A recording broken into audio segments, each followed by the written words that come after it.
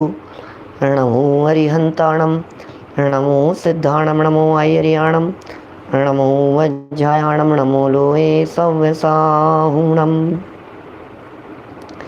ओकारं बिन्दुसंयुक्तं नित्यं ध्यायन्ति योगिनः कामदं मोक्षदं चैव ओंकाराय नमो नमः अविरल शब्दगणोग प्रक्षालित सकल भूतल मलकलंका मुनिभिरुपासित तीर्था सरस्वती हरतु नो दुरितान् अज्ञानतिमिरान्धानां ज्ञानाञ्जनशलाकया चक्षुरुन्मिलितं येन तस्मै श्रीगुरुवे नमः। श्री परम गुरुवे नमः। परम्पराचार्य गुरुवे नमः। सकल कलुष विध्वंसकं श्रेयसां परिवर्धकं धर्म संबंधकं भव्य जीव मन प्रतिबोधकारकं पुण्य प्रकाशकं पाप प्रणाशकमिदं शास्त्रं श्री संयम प्रकाश नामधेयम्। अस्य मूल ग्रंथ करता रहे श्री सर्वज्ञ देवास तद उत्तर ग्रंथ करता रहे श्री गणधर देवा प्रतिगणधर देवा तेषां वचनानुसार वहाँ साध्य आचार्य श्री कुंद कुंदामनाय आचार्य सूर्य सागरेण विरचितम् श्रोता रहे सावधानतया शृण्वन्तु। मंगलम भगवान वीरो मंगलम गौतमो गणी मंगलम कुंद कुंदाद्यो जैन धर्मोस्तु मंगलम सर्वमंगल मांगल्यम सर्वकल्याणकारिकम प्रधानम सर्वधर्माणां जैनम जयतु शासनम जैनम जयतु शासनम जैनम जयतु शासनम। संयम प्रकाश नाम का यह ग्रंथ है। आचार्य महाराज सूर्य सागर जी इसके लेखक हैं। सरल बातें सरल शैली में सरल शब्दावली में हम जैसे जीवों को समझाने के लिए यहाँ प्रस्तुत की जाती रही है। प्रकरण चल रहा था प्रोषधोपवास का और उस प्रोषधोपवास में क्या क्या कार्य शक्ति प्रमाण किए जाने चाहिए उन सब का वर्णन चल रहा था। बात आगे बढ़ते बढ़ते यहाँ तक पहुँच गई कि क्या क्या चीज़ें नहीं खाना चाहिए और फिर कुछ चर्चा वनस्पति की दिशा में मुड़ गई कि वनस्पति के दो भेद हैं, साधारण और प्रत्येक वनस्पति। उसमें भी साधारण वनस्पति तो निगोद है और प्रत्येक वनस्पति किसे कहते हैं, जिसके एक शरीर का एक मालिक हो उसे प्रत्येक वनस्पति कहते हैं। साधारण तो निगोद है, प्रत्येक माने शरीर एक और उसका मालिक भी एक, उसका नाम प्रत्येक। और फिर उसमें भी उनकी उत्पत्ति को लेकर कई तरह के भेद कर दिए गए थे। मूलज, अग्रज, पर्व, कंद, स्कंधज, बीज, सम्मूर्छन, कितनी तरह से इन चीज़ों की उत्पत्ति होती है। मूल से उत्पन्न हो वो मूलज है, अग्रभाग उत्पन्न हो वो अग्रज है, पर्व से हो वो पर्वज है, कंद हो स्कंदज हो, हैं बीज से हो, गेहूँ आदि के बीज होते हैं, गेहूँ वगैरह के माने बीज के रूप में उनको बोया जाता है, वो बीज वाली हैं। इसी तरह से सम्मूर्छन जो वातावरण से पैदा होते हों वे सब सम्मूर्छन कहलाते हैं। और सम्मूर्छन में घास वगैरह जो हैं इन्हें सम्मूर्छन में शामिल किया। देखिए अब आगे बढ़ते हैं थोड़ा और। सप्रतिष्ठित प्रत्येक और अप्रतिष्ठित प्रत्येक के लक्षण बतलाते हैं। बस इनके लक्षणों को बतलाकर, इनके लक्षणों को पढ़कर आज हम पहुँचेंगे ऐसे नियमों की तरफ जो घर में, परिवार में, गृहस्थी में रहते हुए छोटे छोटे से नियम हम कैसे ले सकते हैं, माने किस तरह से अपने आप को कंट्रोल किया जा सकता है, अपने आप को नियमों में बांधा जा सकता है। ये कुछ चर्चा आज हम करने वाले हैं आपके बीच में। पहले थोड़ी सी संक्षिप्त चर्चा है सप्रतिष्ठित प्रत्येक और अप्रतिष्ठित प्रत्येक के संदर्भ में। पेज नंबर 569 निकालिए। सप्रतिष्ठित प्रत्येक और अप्रतिष्ठित प्रत्येक का लक्षण गोमटसार जीवकांड की 187 नंबर की गाथा है और फिर 188 नंबर और 189 ये तीन गाथाएं यहाँ प्रस्तुत की है। गूढ़ सिर संधि पवम समभंग महीरुहम च छिन्नरुहं साहारणं शरीरं तविवरीयं च पतेयम्। जिस वनस्पति की शिरा, संधि, पर्व अप्रकट हों, जिसके तोड़ने का समय भंग होता हो, समय लिखा है, समय नहीं हो करके ये सम शब्द होना चाहिए, सम भंग होता हो, समय भंग लिखा है ना, यह नहीं आएगा क्या, सम भंग होता हो, दोनों टुकड़ों में तंतु न लगा रहे, छेदन करने पर भी जिसकी पुनः वृद्धि हो जावे, उनको सप्रतिष्ठित प्रत्येक कहते हैं। इसका दूसरा नाम अनंतकाय भी है। इससे विपरीत लक्षण होने पर वही वनस्पति अप्रतिष्ठित प्रत्येक कहलाती है। देखिए, आपके ख्याल में आई होगी बातें, ये सब शिरा, संधि, पर्व अप्रकट हों, शिराएँ नहीं निकली हो, उसकी संधि प्रकट नहीं दिखाई देती हो, हैं, और पर्व वगैरह अप्रकट दिखाई देते हों, इस तरह की बातें जिसमें हों, माने कच्ची हो।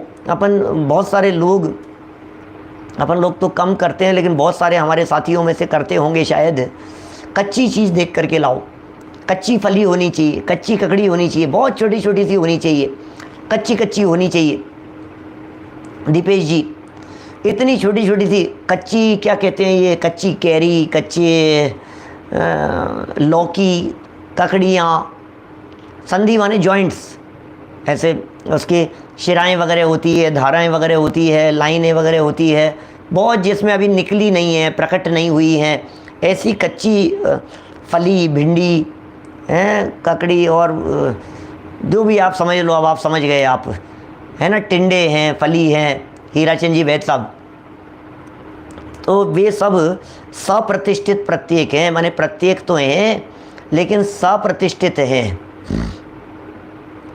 सप्रतिष्ठित का अर्थ ये है, प्रत्येक किसे कहते हैं, जिसके मूल शरीर का मालिक एक हो, वो प्रत्येक है। लेकिन सप्रतिष्ठित का मतलब उसके आश्रय से अनंत जीव रहते हैं, वो सप्रतिष्ठित प्रत्येक हैं, आश्रय से अनंत जीव रहते हैं उसमें। और इसके विपरीत यदि लक्षण वाले की बात करो तो वो अप्रतिष्ठित प्रत्येक वनस्पति कहलाती है। मूले कंदे छल्ली पवाल साल दल कुसुम फल बीजे समभंगे सादिनंता असमे सदी होंति पते यहाँ। जिस वनस्पति के मूल, कंद, छाल, कोपल, टहनी, पत्ते, फूल तथा बीजों को तोड़ने से समान भंग हो, उसको सप्रतिष्ठित प्रत्येक वनस्पति कहते हैं। जिनका समान भंग न हो, उसको अप्रतिष्ठित प्रत्येक कहते हैं। तो ये जैसी बात जो ऊपर कही गई है, उसी तरह की बात आ गई यहाँ भी। फिर और आगे बढ़ते हैं।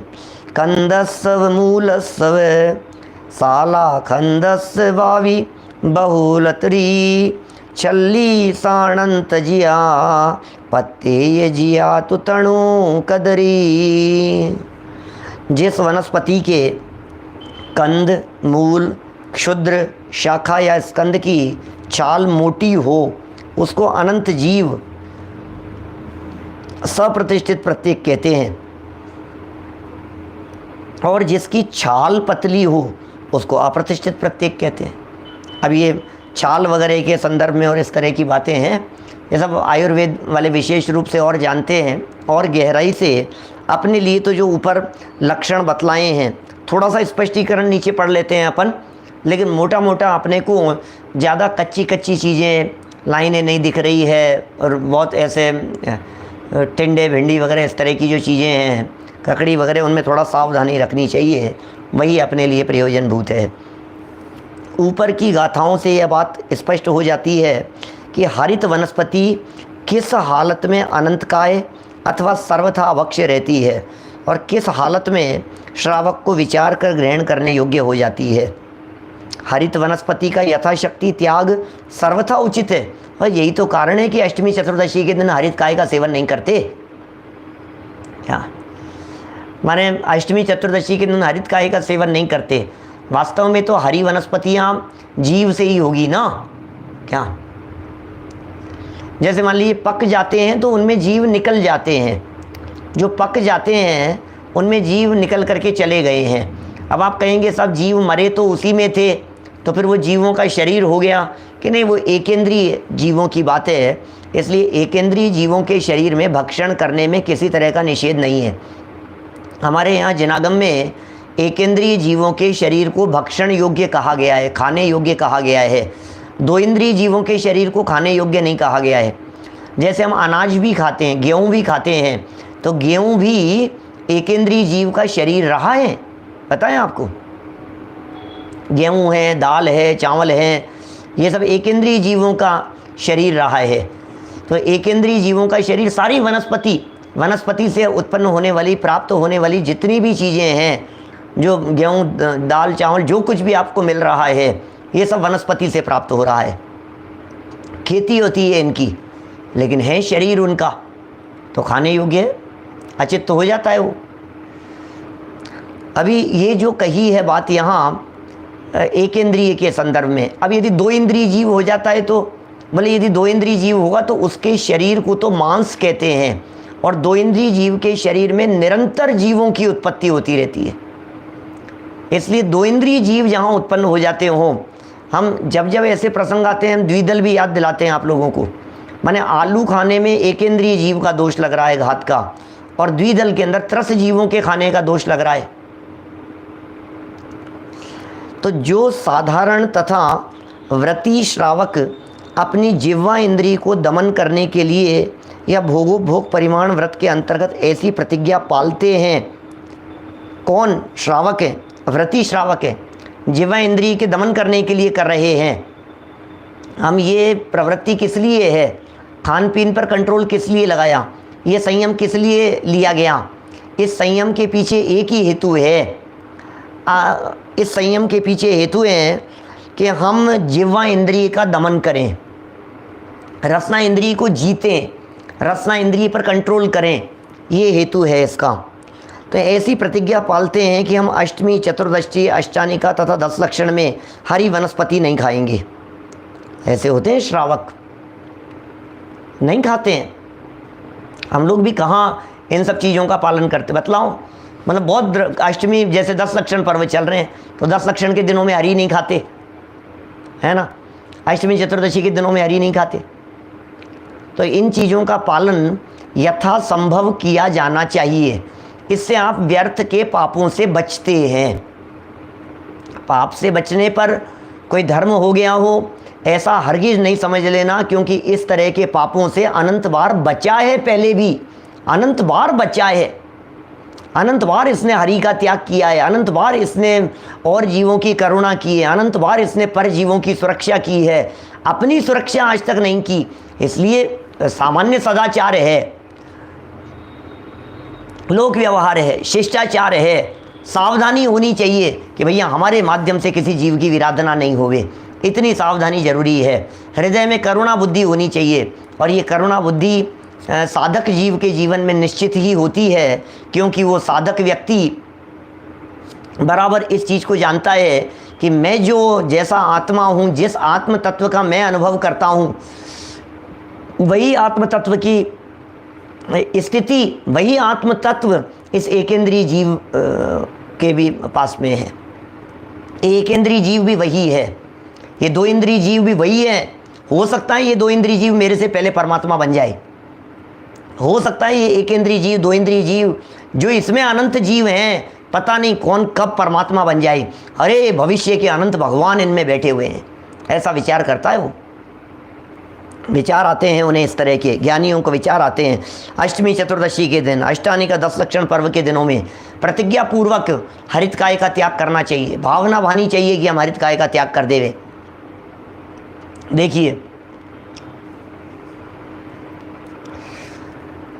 इस परंपरागत सदाचार को आजकल कई धर्मात्मा कहलाने वाले व्यक्ति व्यर्थ या अनुचित कहकर शिथिल बनाने का प्रयत्न करने लगे हैं।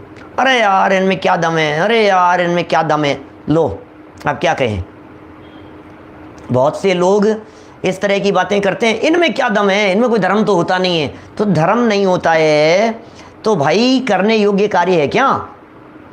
मैं कहता हूं किसी जीव को बचाने में धर्म नहीं होता, तो क्या मारने में धर्म होगा क्या?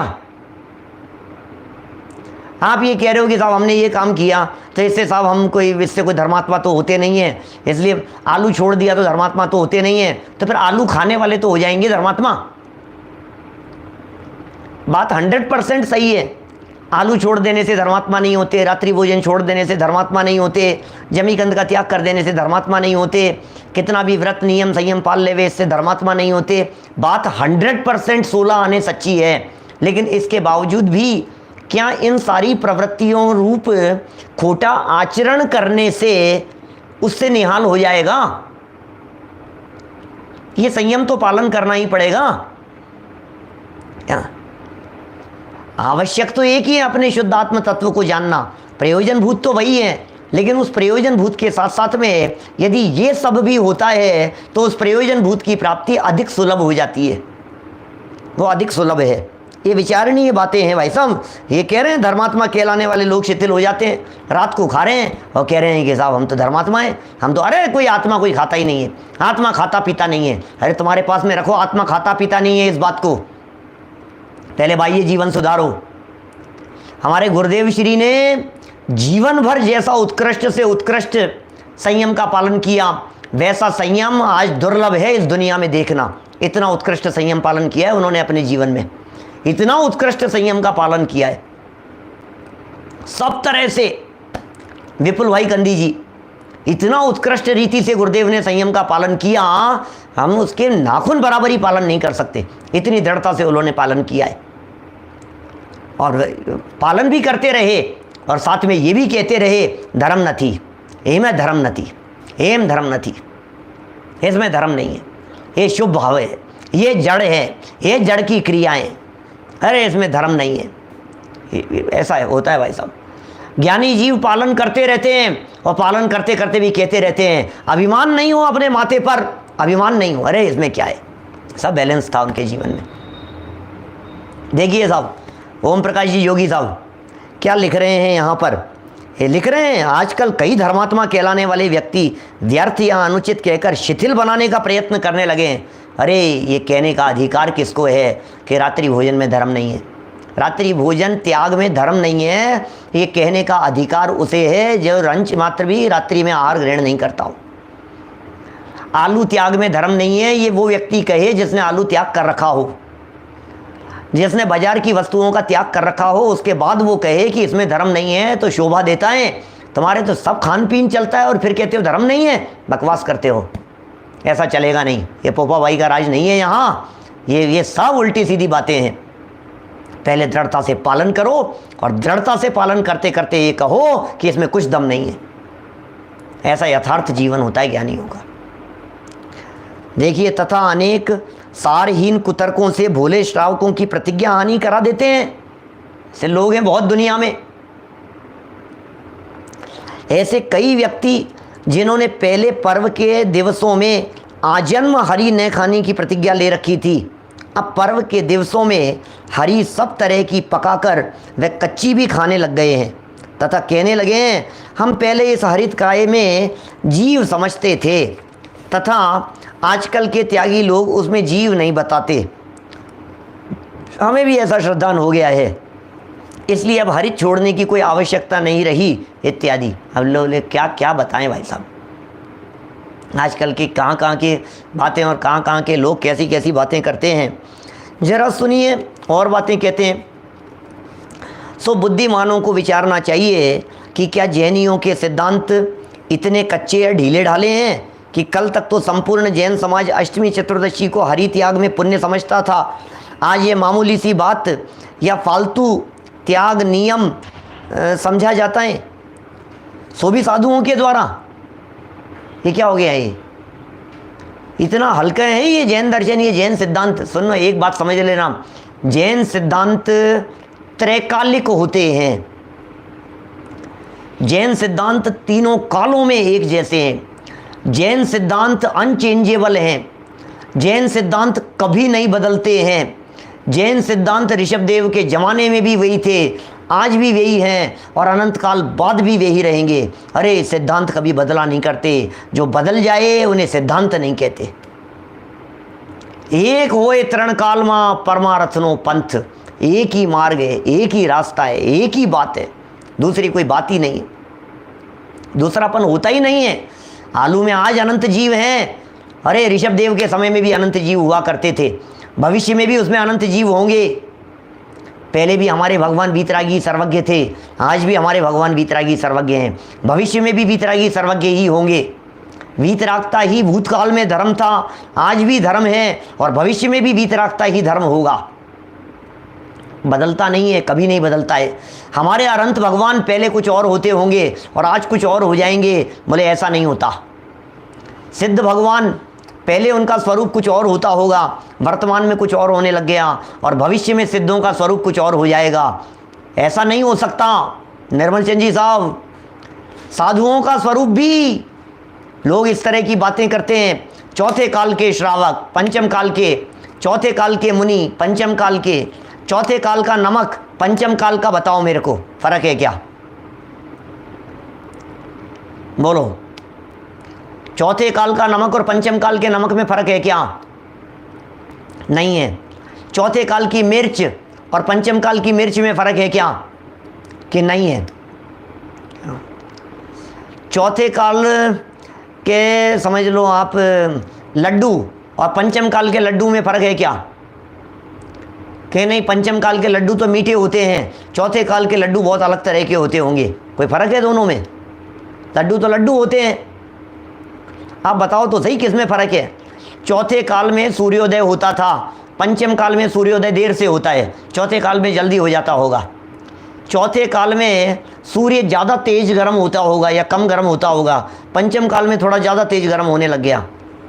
चौथे काल में अग्नि ठंडी होती होगी, पंचम में तो गर्म दिख रही है अभी आजकल अपने को, चौथे में तो थोड़ी ठंडी होती होगी। क्या बात कर रहे हो? एक ही काल, एक ही बात है, रंच मात्र परिवर्तन नहीं है। कहीं चले जाओ, कहीं देख लो, सब जगह पर एक रास्ता है, एक रास्ता है, दूसरा ही नहीं, कोई भेद नहीं। कहाँ बंटवारा करोगे? यूनिवर्सल ट्रूथ है ये सब तो, जनागम। ये प्राकृतिक नियम है, ये प्राकृतिक सिद्धांत हैं, ये स्वभाव त्रिकाल होते हैं। अब बतलाओ भगवान कैसे? चौथे काल के भगवान और पंचम काल के भगवानों में फ़र्क करो, थोड़ा सा करो। चौथे काल के भगवान और पंचम काल के भगवान में फ़र्क। चौथे काल के भगवान तो वीतरागी सर्वज्ञ होते थे, तो पंचम काल के भगवान को थोड़े से कपड़े पहना दो, पंचम काल के हैं, थोड़े से क्या हो गया? नहीं, क्या बात करते हो? चौथे काल की प्रतिमाएं और पंचम काल की प्रतिमाएं वीतरागी हैं प्रतिमाएं, कोई भी हो क्या फ़र्क पड़ता है? कोई फ़र्क नहीं होगा। चौथे काल के मुनि और पंचम काल के मुनि, चौथे काल के श्रावक और पंचम काल के श्रावक, जब श्रावकों और मुनिराजों की बात आती है तो फिर लोग थोड़ा सा उसमें मीन मेक निकालने लगते हैं, फिर उसमें थोड़ा सा उसमें कहने लगते हैं, अरे भाई साहब अब श्रावक भी तो वैसे नहीं हैं, अब श्रावक भी तो ऐसे हो गए हैं, अब श्रावक भी भाई साहब अभी पंचम काल के श्रावक हैं। क्यों पंचम काल के श्रावक हैं? पंचम काल के श्रावक क्या होगा? अब पंचम काल के श्रावक हैं भाई साहब, रात्रि भोजन करेंगे। अरे रात्रि भोजन करेंगे, वो श्रावक नहीं है, इसमें क्या है? संजीव जी साहब दिल्ली, बोलो। पंचम काल में कोई श्रावक रात्रि भोजन कर रहे हैं, जैन समाज में हजारों लाखों लोग आज की तारीख में रात्रि भोजन कर रहे हैं, फिर आप ये कहो कि साहब पंचम काल में तो रात्रि भोजन की छूट है? नहीं है, बिल्कुल नहीं है। पंचम काल में रात्रि भोजन की छूट रंच मात्र भी नहीं है, तो फिर साहब कर रहे हैं ना साहब ये सब, तो श्रावक नहीं है ना, ये कहो ना इनको। गलियां निकालने की कोई बात नहीं है, कोई गलियां नहीं निकालो, बिल्कुल स्पष्ट स्वरूप को समझ लो, जैसा है स्वरूप वैसा बताया जा रहा है। क्या कोई कंपैरिजन नहीं करना आचार्यों में, साधुओं में, मुनिराजों में, सैनन में। अरे ये पंचम काल के ही साधुओं के लिखे गए शास्त्र हैं। हमारे पास जितने शास्त्र अवेलेबल हो रहे हैं ये सारे शास्त्र पंचम काल के शास्त्र हैं। इसलिए माथा मत पचाओ, रंच मात्र भी कि पंचम काल चल रहा है, चौथे काल की बात मत करो, पंचम काल चल रहा है। लिखने वाले पंचम वाले थे, जब लिखा था तब पांचवा काल चल रहा था, पंचम काल में ही लिखा है, पंचम काल के लिए ही लिखा है। और पंचम काल के साधुओं ने स्वयं अपने आप को पंचम काल का मान करके लिखा है, और उसी सैनन में लिखा है जिस सैनन में वर्तमान में पंचम काल चल रहा है। जिस सैनन के आप हमें, उसी सैनन वालों ने लिखा है। दिनेश सिंघई जी साहब, जिस सहनन वाले आप हैं, आचार्य अमृत चंद्र स्वामी भी उसी सहनन वाले थे, आचार्य योगेंद्र देव भी उसी सहनन वाले थे। जिस सहनन वाले आप हैं अमित जी, उसी सहनन वाले कुंदकुंदाचार्य देव थे, उसी सहनन वाले पूज्यपाद आचार्य देव थे जिन्होंने ये बातें लिखी है। ये सब पंचम काल में हुए हैं, सब ने पंचम काल में लिखी है। यदि ये थोड़ा बहुत भी शिथिलता की बात करते तो फिर ये शिथिलता ऐसी हो जाती कि आपका ये दिगंबर जैन धर्म नहीं रह करके न मालूम कौन से धर्म में बदल जाता। आज तक तो बदलते रहो, फिर तो क्या है। आज आपने बदल दिए, कल हम बदल देंगे, आगे आने वाली पीढ़ियां, हमारे बच्चे पोते, फिर वो कुछ और बदल देंगे, फिर उनके जो 3 पीढ़ियों बाद में फिर कोई और बदल देंगे, फिर उनके आगे 4 पीढ़ियों बाद में फिर कोई और बदल देंगे। आज के 400 साल बाद में हमारी पीढ़ियों के अंदर सब कुछ ही बदल जाएगा। नहीं भैया, यहाँ कोई बदलाव नहीं होता है, किसी तरह का बदलाव नहीं होता है हमारे यहाँ। कितनी शाखाएं निकल रही है शिथिलाचार से, पोषण नहीं करना उनका। चलिए यहाँ फटाफट अपन आगे बढ़ते हैं, आज तो नियमों की चर्चा करनी है। सो बुद्धिमानों को विचारना चाहिए कि क्या जैनियों के सिद्धांत इतने कच्चे या ढीले ढाले हैं कि कल तक तो संपूर्ण जैन समाज अष्टमी चतुर्दशी को हरि त्याग में पुण्य समझता था, और आज ये मामूली सी बात या फालतू त्याग नियम समझा जाता है, सो भी साधुओं के द्वारा। भला अजैन समाज जैनों के इस कृत्य को किस दृष्टि से देखती है, इसको भी उन प्रतिज्ञा भंग कराने वालों ने कभी विचारा है? जो जैन समाज इस प्रकार के विचार से ओतप्रोत थी कि पोदेनापि स्पृशन्नर्थ वशाद्योतिरितीयते हरितान्याश्रितानंत निगोतानि स भोक्ष्यते।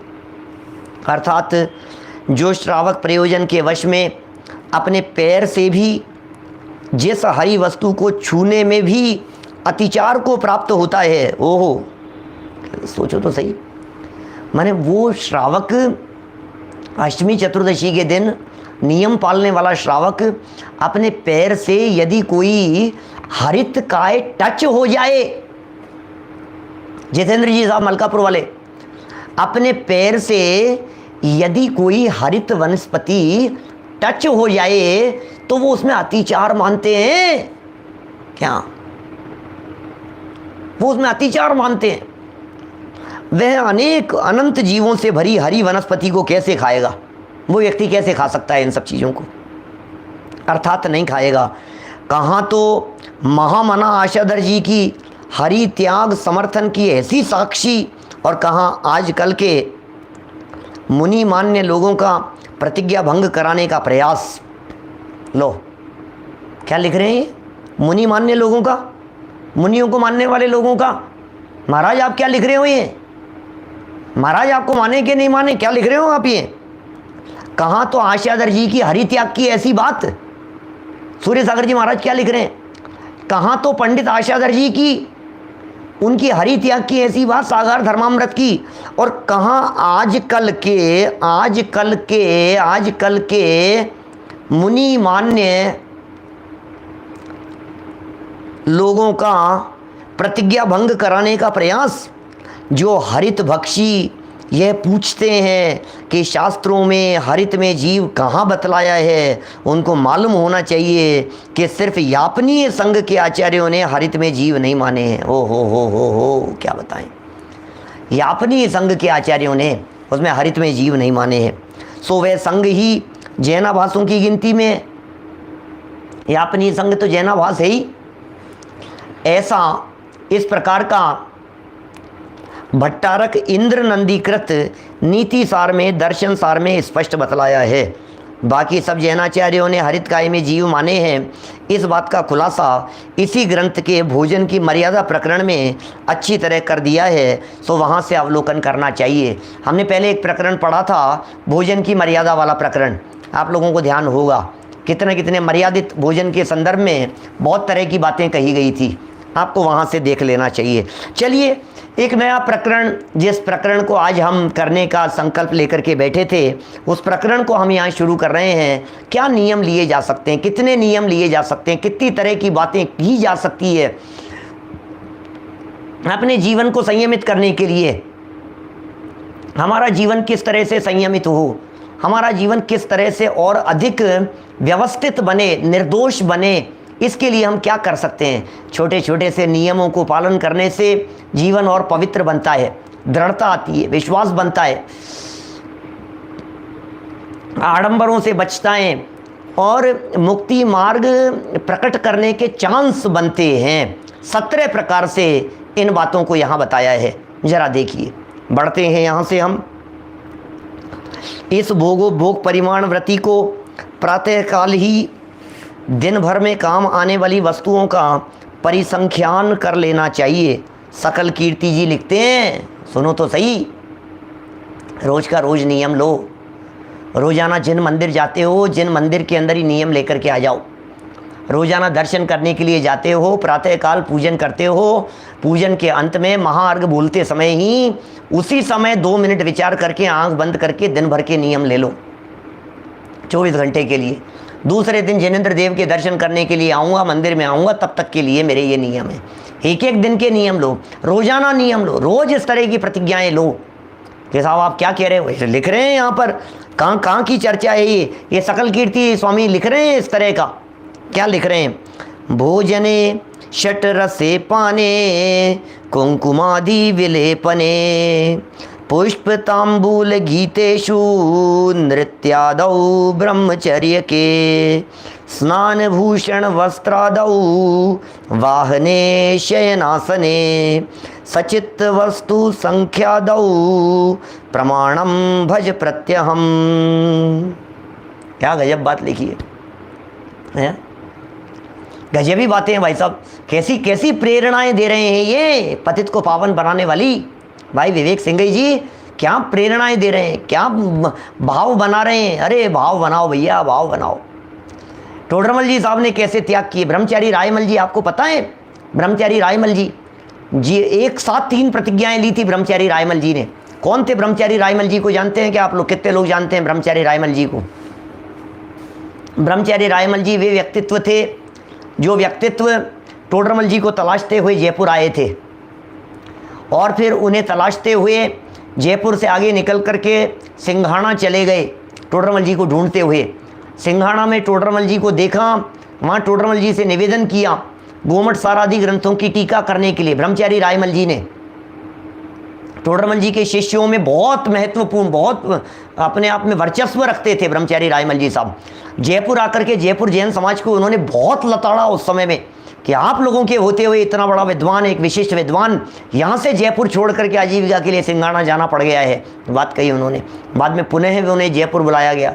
पंडित जी साहब ने यहाँ रह करके, पहले भी जयपुर ही रहते थे। हमारे जो टोडरमल जी का जो मंदिर है दिगंबर जैन तेरापंथी बड़ा मंदिर के नाम से कहलाता है, जीवालों का रास्ता जौहरी बाजार में, वो कार्यस्थली रही उनकी। कुछ वर्षों के लिए चले गए, 2-4 साल के लिए, फिर दोबारा वापस आकर के यहाँ टोडरमल और रायमल, ये 2 मल्ल प्रसिद्ध हुए हैं, टोडरमल और रायमल। इन्होंने रायमल जी ने, ब्रह्मचारी रायमल जी ने एक साथ 3 प्रतिज्ञाएं ली थी। आजीवन ब्रह्मचर्य, रात्रि भोजन का त्याग और आजीवन हरी सब्जी का त्याग, ये 3 प्रतिज्ञाएं एक साथ ली थी इन्होंने, ब्रह्मचारी रायमल जी ने। आजीवन हरी सब्जी का त्याग, मैं नहीं कहता हूँ कि आप आजीवन हरी सब्जी का त्याग करें। ज्ञानानंद श्रावकाचार्य चर्चा संग्रह इनके रचयिताएँ हैं ये, धन्यवाद जिग्नेश भाई। तो ये सब बड़ा, मैं नहीं कहता हूँ कि आप आजीवन हरी सब्जी का त्याग करें, लेकिन मर्यादित तो करें। क्या मर्यादा तो हो सकती है ना कम से कम जीवन में। अरे अमर्यादित जीवन विध्वंस की ओर चला जाता है भाई साहब। जीवन यदि मर्यादित नहीं है, जीवन यदि संयमित नहीं है तो काम चलने वाला नहीं है। जीवन मर्यादित होना चाहिए, लेकिन मर्यादित जीवन में संतुष्ट होना ये महापाप है, ये समझ लेना। जीवन मर्यादित बने, क्या जीवन मर्यादित बने लेकिन उस मर्यादित जीवन में यदि आप संतुष्ट बन गए हैं तो आप महापाप कर रहे हैं, क्योंकि इसमें धर्म नहीं है। श्रद्धा बदलनी चाहिए, अभिप्राय बदलना चाहिए। पुण्य में धर्म नहीं है, ये मान्यता बदलनी चाहिए। हमारे सतपथ प्रश्न मंच में एक प्रश्न था इस तरह का, वो गलत छप गया है वहाँ उस पुस्तक में, शायद 865 नंबर का प्रश्न है, वो गलत छप गया है, इसे सुधार लेवे उसे। माने बी पॉइंट जो है उस बी पॉइंट में रायमल कर लेवे, ऐसा है जिनके पास में वो हो। तो खैर देखिए यहाँ चर्चा क्या चल रही है, यहाँ क्या बतलाना चाह रहे हैं, क्या सिखाना चाह रहे हैं। एक एक पॉइंट पढ़ता हूँ, अपने जीवन में निभाते चले जाएं और रोजाना 17 नियम लेकर के आएँ। भोग व्रत की प्रवृत्ति 17 प्रकार से मानी है, इसको निर्दूषण पालना चाहिए। इसी को 17 प्रकार के नियम भी कहते हैं, जिनका खुलासा इस प्रकार है। आज मैं इतने बार जीऊँगा, बोलो क्या कह रहे हैं? इतने बार जीऊँगा, क्या मतलब हुआ इतने बार जीऊँगा? इतने बार मुंह औंठा करूँगा, मुंह झूठा करूँगा, क्या भाई अभय शास्त्री जी? ये सब चर्या की, अरे जिसकी चर्या में नहीं है क्या, उसके अंदर में कैसे उतरेगी बात? कम से कम चर्चा के साथ साथ में चर्या में भी ये बातें आनी चाहिए। मैं आज इतनी बार जीऊँगा, सुबह ही नियम ले लो ना। आज नहीं भैया, आज तो हमने नियम लिया था कि आज मैं 3 ही बार लूँगा, दिन में 6 बार खा रहा है, कुछ ठिकाना ही नहीं है। अरे 6 बार तो फिर ठीक कह रहे हैं आप। मैं कहता हूँ कोई बात नहीं, आप सुबह जिन मंदिर में पूजन प्रक्षाल के बाद दर्शन पूजन, उसके बाद 6 बार का नियम लेकर के आ जाओ, लेकिन दिन भर में 6 के बाद में 7वीं बार नहीं होना चाहिए। यहाँ तो चलते फिरते किचन में गया और कुछ भी मुंह में डाल लिया, फिर कुछ हाथ में आ गया और फिर कुछ मुंह में डाल लिया। दिन भर में 36 बार मुंह झूठा करता है। बोलो, नियम नहीं होना चाहिए। दिन भर में 36 बार मुंह झूठा नहीं कर रहा है। जब किचन में जाता है, जब कोई चीज़ सामने आ जाती है, अरे दिन में 10-10 बार तो चाय पी लेते हैं ऑफिस में काम करने वाले, बिजनेस करने वाले लोग, व्यापारी लोग। फिर कोई व्यापारी आए, फिर हो जाए एक चाय और, एक चाय और, एक चाय और, क्या चलता रहता है ये। कभी चाय लेता है, कभी पकौड़ी खाता है, कभी बिस्किट खाता है, कभी फ्रूट खाता है, कभी दूध लेता है, कभी कुछ करता है, फिर सुबह ना ब्रेकफास्ट करता है, फिर लंच करता है, फिर दिन में फिर टी टाइम हो जाता है, फिर शाम को फिर खाना खाता है, फिर दूध लेता है। दिन भर चलता रहता है। कितनी बार खाने का, कुछ तो नियम लो भाई साहब। दिन भर ही चलता रहेगा इसी तरह का। 2 बार का नियम ले लो, 2 बार से ज़्यादा नहीं खाएंगे। 3 बार का नियम ले लो, 3 बार से ज़्यादा नहीं खाएंगे। आपको 6 लगता हो तो 6 बार का ले लो यार, बार तो मत खाओ कम से कम। आपकी ये जो मशीन है, अरे पेट का भी तो सोचो थोड़ा सा। पेट का सोचो, झूठे मुंह का सोचो, उपयोग की बर्बादी का सोचो। झूठे मुंह स्वाध्याय नहीं कर सकते हो, जिनवाणी का वाचन नहीं कर सकते हो, मुंह झूठा है, आप पढ़ नहीं सकते हो, हाथ झूठे हैं, आप जिनवाणी को उठा नहीं सकते हो, आप क्या करेंगे? सोचना जरा इस तरह का। क्या देखिए, नंबर 2, आज मैं इतने रस ही ग्रहण करूंगा, अधिक नहीं। हो सकता है घी, दूध, दही, लवण, तेल, मीठा, ये भोजन के 6 रस हैं, उनमें इतने लूंगा और बाकी का त्याग है। हो सकता है कि नहीं? ऐसा काम नहीं हो सकता है। 6 रसों में से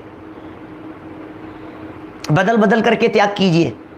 6 में से आज कोई बात नहीं, क्या 6 रसों में से बदल बदल करके, आज मेरे मीठे का त्याग है, आज मेरे तेल का त्याग है, आज मेरे नमक का त्याग है, आज मेरे दही का त्याग है। बोलो, करो जरा, बदल बदल। लवण माने होता है नमक, लवण माने नमक, नमक का त्याग है, आज दूध का त्याग है। क्या संयम है? ये सब संयम की ही चर्चा चल रही है, नियमों में बांधने की चर्चा चल रही है। प्राप्त में से छोड़ना योग्य है, बाकी का त्याग कर दिया।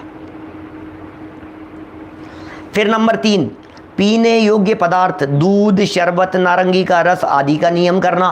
बोलो, सुबह ही हमने नियम ले लिया, आज पीने योग्य पदार्थ क्या क्या हो सकते हैं उनका हमने नियम ले लिया कि भैया इन चीज़ों को इस तरह से हम पालन करेंगे। नंबर 4, चंदन, कुमकुम आदि का तिलक, लेप, उबटन में हल्दी इत्यादि का इतनी बार से अधिक का मेरे त्याग है। बोलो, आज साबुन शैम्पू का प्रयोग नहीं करेंगे, आज इसका प्रयोग नहीं करेंगे, आज ऐसा नहीं लेंगे, आज ये चंदन का लेप नहीं लगाऊंगा, तिलक नहीं लगाऊंगा, उपटन नहीं करूंगा। नहीं हो सकते हैं इस तरह के नियम। नियम छोटे छोटे से हैं लेकिन उपयोगी हैं। है ना, आपके जीवन को मर्यादित बना रहे हैं, संयमित बना रहे हैं। 5 नंबर, इतने प्रकार के नाम खोलकर पुष्प या इत्र सेंट के सूंघने सिवाय अन्य का आज त्याग है। नाम खोल करके इतनी चीज़ों के सूंघने का आज त्याग है। सब संभव है, सब हो सकता है। 6 नंबर, पान, सुपारी, इलायची, बादाम, पिस्ता, मसाला, तांबूल, तांबूल माने भी पानी होता है वैसे तो, आदि इतने बार खाऊंगा, अधिक नहीं। कितनी बार? सूखी सुपारी खाते हैं आप, वैसे इस तरह की चीज़ें खानी नहीं चाहिए हैं, लेकिन ठीक है, कोई सुपारी खाता है, कोई क्या खाता है, कोई इलायची खाता है, कोई मसाला खाता है, बादाम पिस्ता तो खाते हैं आप। तो मैं आज इतना ही लूँगा भैया, आज इससे ज़्यादा नहीं लूँगा मैं, कंट्रोल, आज बादाम नहीं खाऊँगा, ऐसा नियम लिया जा सकता है। रोज़ के रोज़ नियम, ये क्या होता है लुहाड़िया जी, ये बहुत लोग करते हैं ऐसा, मैं नहीं करता हूँ रोज़ाना। मैं भी भावना भाता हूँ आप लोगों के साथ में कि रोज़ के रोज़ नियम लिए जा सके। पहले कई बार लेता था इस तरह के, सुबह नियम ले आते थे, लेकिन यदि प्रैक्टिस में बन जाए ना तो ये रोज़ाना भी हो सकता है।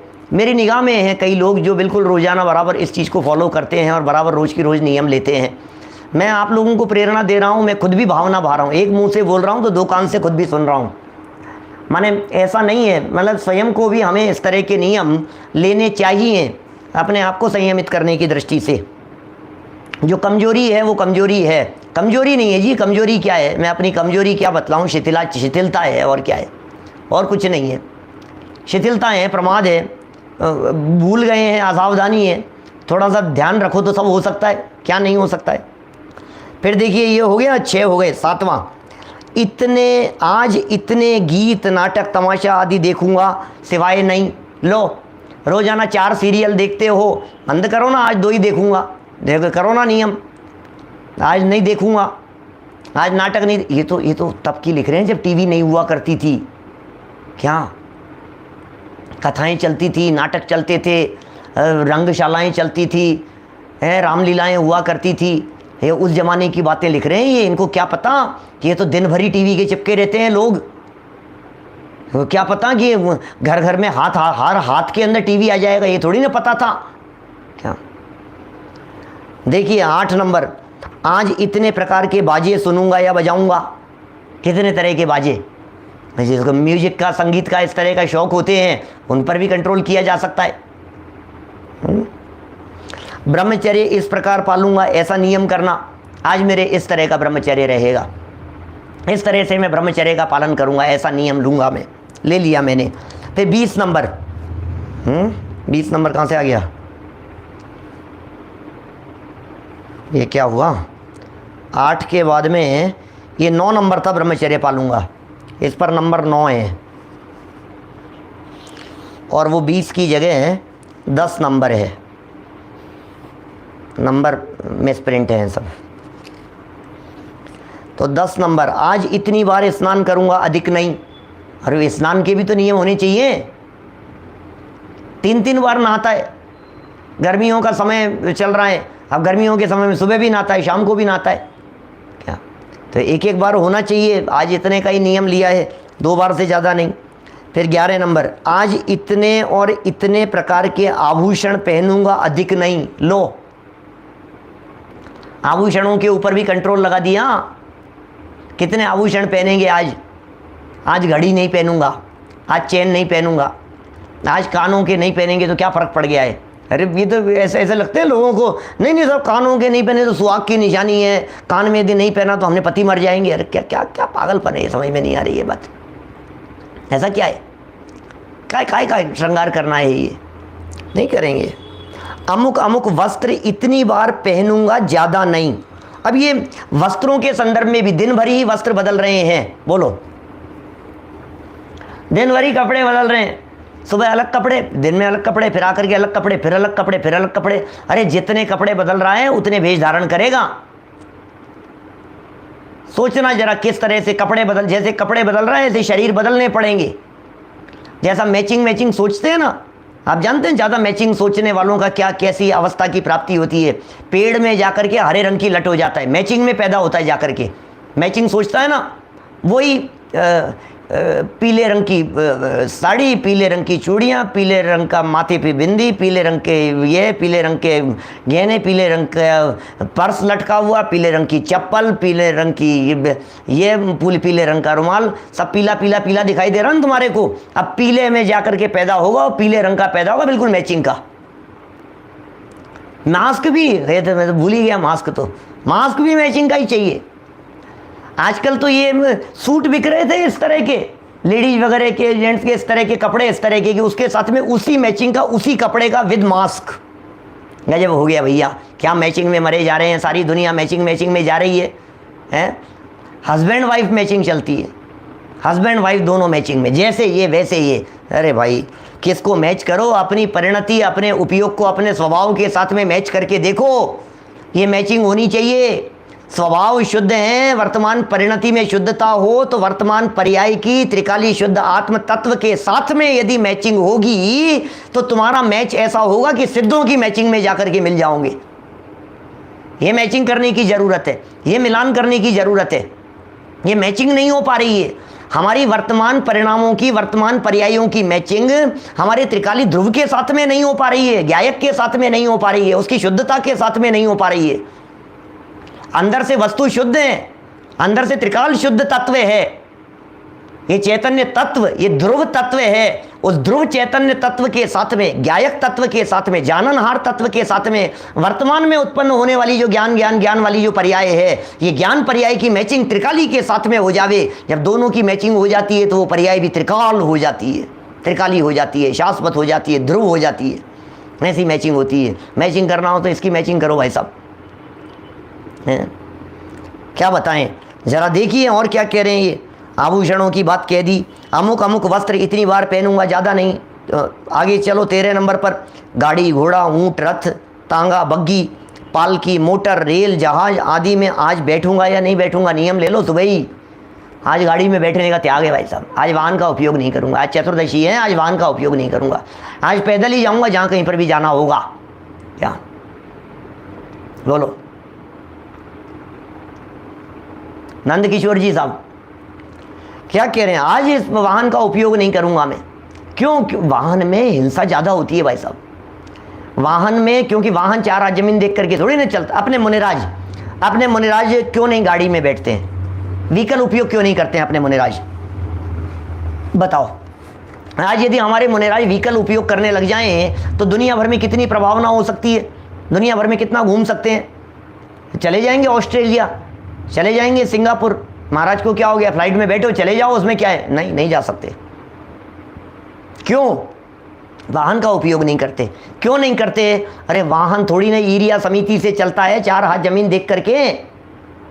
वाहन 4 हाथ जमीन देख करके चलेगा। गाड़ी चलाएंगे तो गाड़ी चलाते समय ऐसे 4 हाथ जमीन देख करके नीचे चलेंगे एरिया समिति से? कितनी हिंसा का दोष लगता है उसमें। तो बराबर मैं आज गाड़ी में बैठूंगा या नहीं, रेल में बैठूंगा या नहीं, मोटर का उपयोग करूंगा या नहीं, गाड़ी बैलगाड़ी वगैरह का उपयोग करूंगा या नहीं करूंगा। आज नियम ले लिया मैंने, आज का नियम है, आज नहीं बैठूंगा। आज अष्टमी दिन है, आज चतुर्दशी का दिन है, आज संयम का दिन है, आज इसका उपयोग नहीं करूंगा। 14 नंबर, पलंग गद्दा इत्यादि आदि इतने प्रकार के बिछाऊंगा, अधिक नहीं। सोचो जरा, हैं कर सकते हैं इस तरह का? भाई यहाँ तो आधार बताया है सचिन जी, आज मैं गाड़ी नहीं चलाऊंगा, आज मैं एक्टिवा चलाऊंगा। आपने कंट्रोल कर लिया, कोई बात नहीं। आज मैं ये एक्टिवा नहीं, आज मैं साइकिल चलाऊंगा। साइकिल चलाई है कभी? चलाई तो होगी बचपन में, लेकिन 10-20 साल 25 साल में कभी चलाई नहीं होगी, हमने कभी चलाई नहीं। कभी सोच सकते हैं इस तरह का, मैं साइकिल चलाऊंगा। आजकल ये फिटनेस सेंटर्स में सब जगह जाकर के साइकिल चला रहे हैं, साइकिल चलवा रहे हैं। साइकिल चलाओ आप, साइकिल चलाओ आप, साइकिल चलाओ आप, हैं अच्छे संपन्न लोग साइकिल चला रहे हैं। साइकिल में अपेक्षाकृत कम हिंसा है, चलाओ साइकिल भी चलाओ, कभी चलानी चाहिए। कभी मन में आई है मेरे आज। देखो क्या कह रहे हैं ये 15 नंबर, बेंच और क्या कह रहे हैं, कुर्सी मेज आसन इतने के सिवा अन्य का त्याग। बोलो कितने चीज़ों का त्याग कर दिया। 16 नंबर, शाक तरकारी आदि फल इतने सेवन करूंगा, ऐसा नाम खोलकर बाकी का त्याग करना। हमारे पंडित जी साहब है ना, राजेंद्र पंडित जी साहब जबलपुर वाले, बराबर मैंने कितनी जगह पर वो देखा है कि वो इतनी आज ये हरी लेंगे, सुबह से नक्की है उनका कि भाई ये हरी लेंगे, फिर उसके अलावा वो आपके यहाँ नहीं बनी है भोजन में, कोई बात नहीं है, हम क्या कर सकते हैं, हमारे तो यही चीज़ लेना था, इसके अलावा बनी है तो बार कर देंगे, हम नहीं लेते।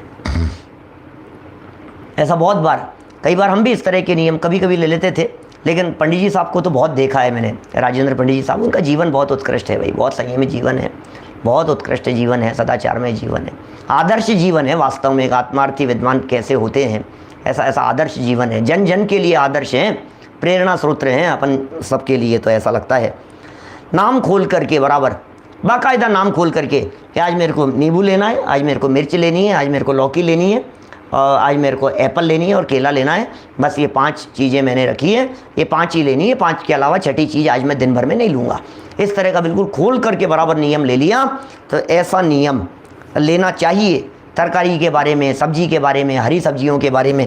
5 का ले लो, 3 का ले लो, 7 का ले लो, लेकिन उससे ज़्यादा तो नहीं होगा ना, नाम खोल करके।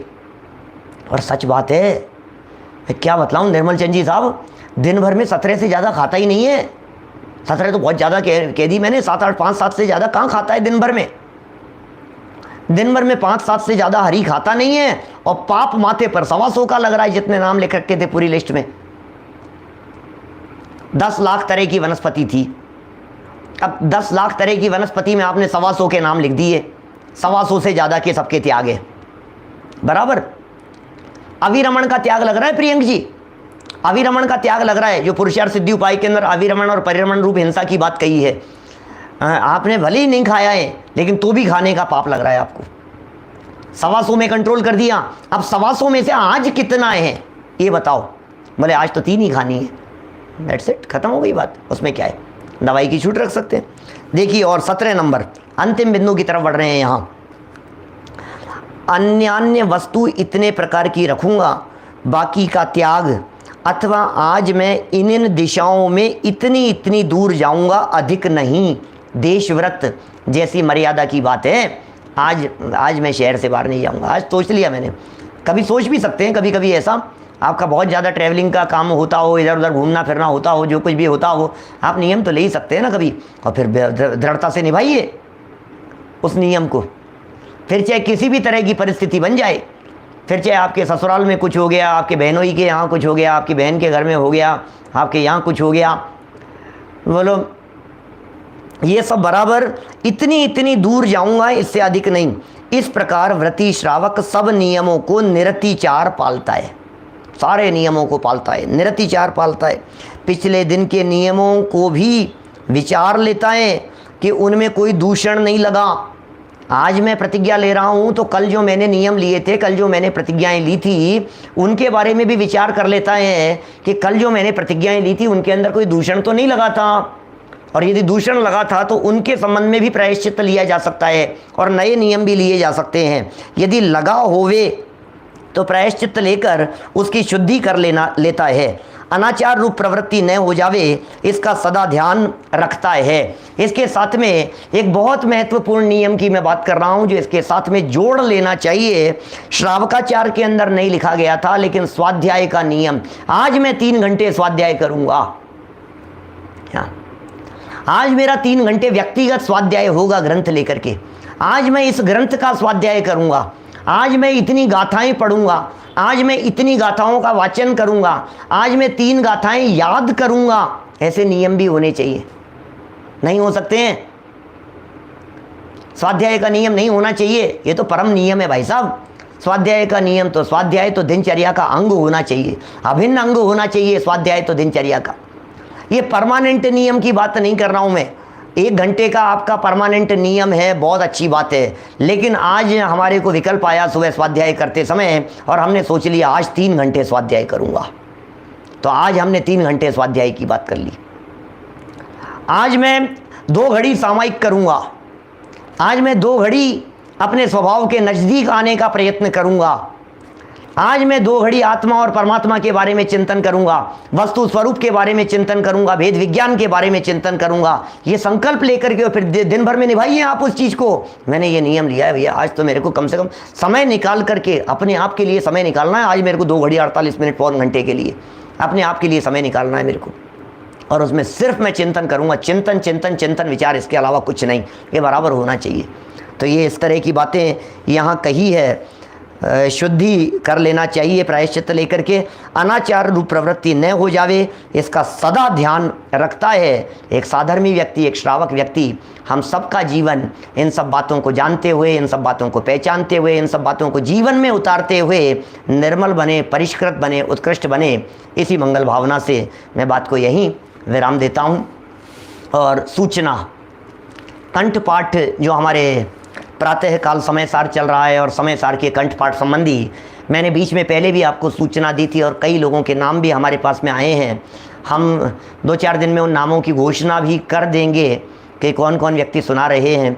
समय सार की 38 गाथाएं जो सुनाना चाहते हैं और 68 गाथाएं जो सुनाना चाहते हैं, माने 38 या 68 ये पड़ाव हैं।